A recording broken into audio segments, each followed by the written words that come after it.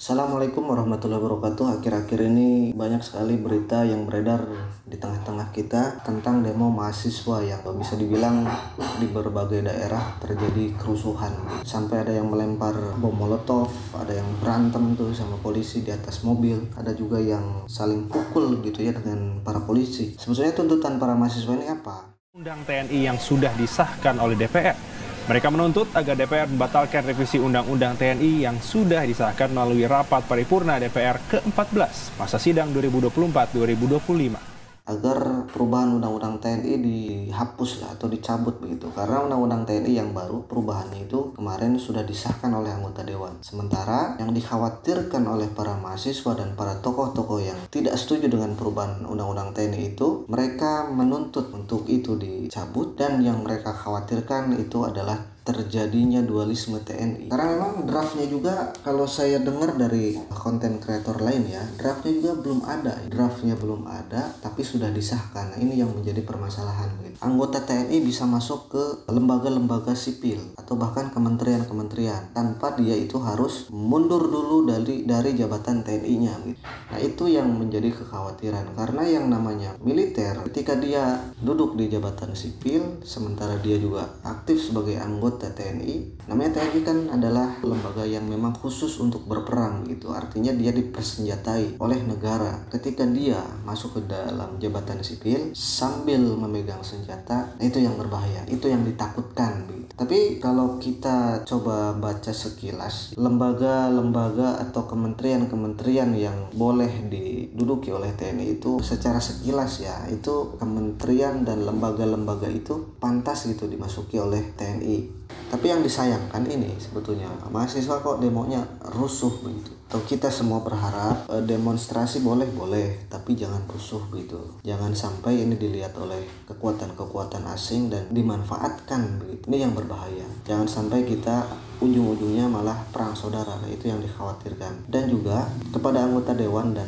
TNI begitu ya, pemerintah lah khususnya, draftnya coba dimunculkan gitu. Karena saya juga belum ngecek sih, tapi menurut konten kreator lain yang sudah bahas ini, draftnya itu memang tidak ada.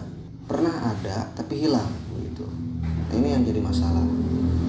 Nah, yang jadi pertanyaan juga nih TNI yang seperti apa nih yang boleh masuk juga di kementerian dan lembaga-lembaga ini gitu. Ini mungkin yang menjadi pertanyaan juga dari para mahasiswa dan tokoh-tokoh yang memang tidak setuju dengan perubahan ini. Memang dari awal Presiden Prabowo itu bertekad ingin memberantas korupsi, karena korupsi ini sudah terlalu parah dan terlalu kompleks gitu ya, sehingga pada akhirnya pemerintah ini mesti mengerahkan kekuatan yang maksimal gitu. Ya, kekuatan maksimal sebuah negara itu ya mungkin TNI ini gitu.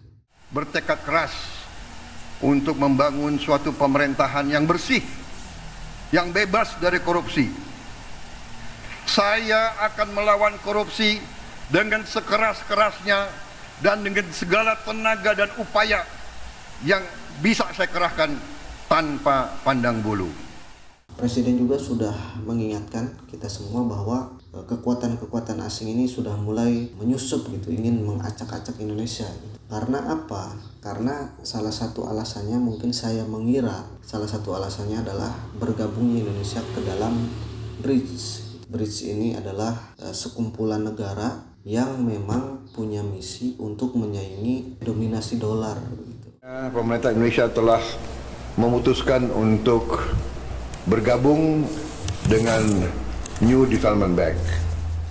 Akhirnya kekuatan-kekuatan asing itu yang memang ya kita sebut aja ini Amerika gitu ya. Amerika ini agak-agak waspada begitulah terhadap Indonesia. Atau bahkan mungkin Amerika ingin coba untuk mengacak-acak nih Indonesia. Sehingga pada akhirnya kekuatan militer kita juga mesti menahan itu gitu. Dan memang betul saja kan sekarang saham-saham juga sekarang di Indonesia IHSG juga kan harganya turun. Akhirnya berimbas kepada rupiah yang melemah gitu terhadap dolar. Tapi Prabowo kemarin ketika berpidato dalam rapat bersama menteri gitu ya, beliau tidak begitu khawatir gitu. Karena menurut beliau selama pangan aman, masyarakat Pangan adalah yang paling utama. Harga saham boleh naik turun, pangan aman, negara aman. Sudah. tidak akan rusuh gitu.